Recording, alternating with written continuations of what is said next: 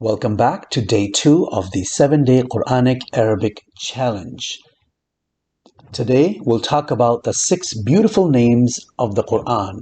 Bismillahir Rahmanir Rahim. Wassalatu wassalamu ala rasulihil kareem. So what are the 6 beautiful names of the Quran? The first name, of course, is AlQuran. The word Quran in Arabic means recitation or reading. Therefore, AlQuran means the recitation or the reading. Why is Quran called the recitation or the reading in Arabic? Because it is recited, read, memorized, analyzed, and quoted more than any other book in the history. This book is quoted and recited and read and memorized and analyzed so much that it is called the recitation or the reading. The next name of the Quran is Al-Kitab, which means the book, meaning the book of Allah. Now there are other books before Quran that are also books of Allah, and they are, of course, At-Tawrah or Torah, as we talked about in the previous challenge, Az-Zabur, which is the book of Allah that was revealed to Prophet Dawood alayhi salam, and Injil or Gospel, which was revealed to Jesus or Isa alayhi salam. All of these can be considered Al-Kitab. And in fact, the Quran may refer to these as Al-Kitab, the book, meaning the book of Allah. Now, in general, right, generally speaking, when we see the word Al-Kitab in the Quran, it means the Quran, which was revealed on Prophet Muhammad sallallahu alaihi wasallam. However, under certain contexts, as we saw in the previous challenge, Al-Kitab could refer to the other books as well. The next beautiful name of Quran is Anur, which means the light, meaning the spiritual light. It gives us the spiritual light of belief, of Iman, as they say in Arabic. So that's why the Quran is called Anur, because it is a spiritual light for us to develop, increase our Iman. The Quran is also called Al-Huda, the guidance, because it contains guidance on how to live our lives. It contains rules which form a major part of Islamic law that guide us.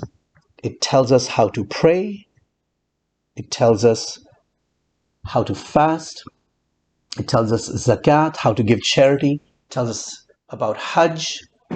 It tells us about marriage, rules of marriage, divorce, inheritance, business, economics, governance. It has all the rules for everything important. And of course, other parts of Islamic law, or a major part of Islamic law, is derived from the explanation and the sunnah and the hadith of Prophet Muhammad sallallahu alaihi wasallam.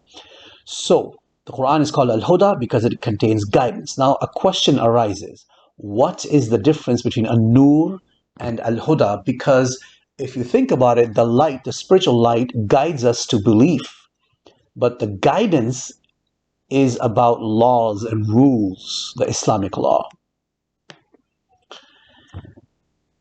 The next name of the Quran is Al-Furqan. Al-Furqan means the distinguisher or the separator. It separates the truth from falsehood. It separates or it distinguishes between truth and falsehood. There are challenging arguments, questions, rhetorical questions, and information in the Quran that helps us distinguish between truth and falsehood. And finally, a vicar. A vicar means the reminder or remembrance. It means to remind us. What does the Quran remind us? It reminds us that Allah alone we should worship, that He alone is the one true God. It reminds us of our duties to each other, our duties towards Muslims, our responsibilities towards humankind, towards Muslims and non-Muslims. It reminds us how to treat others, and it reminds us of our origin. So these are the 6 beautiful names of the Quran. Next, I'd like you to write down the 6 beautiful names of the Quran in Arabic and their English meanings in this table here.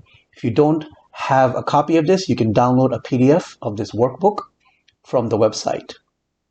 quraniclinguistics.com, and then you'll be ready for the quiz. Before you do the quiz, please review this lesson, memorize the vocabulary, and then take the quiz. Walhamdulillahi Rabbil Alameen, wassalatu wassalamu ala rasulihil kareem.